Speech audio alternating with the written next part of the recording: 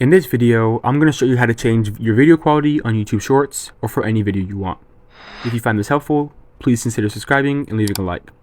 So first, open up the YouTube, and then you want to go to a Shorts. From here, go to the top right, and then go to Quality.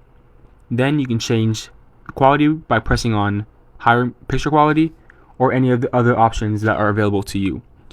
You can also do this by going to a long form video and then going to the settings in the top right and then pressing on quality, and you can also change it from there.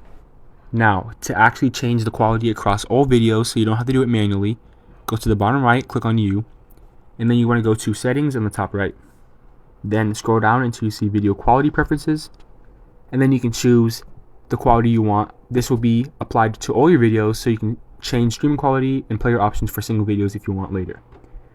So you can choose any one you want, and then this will be applied to all your videos, shorts, long form, any video you want. If this video helped you out, go ahead and hit the subscribe button and leave a like.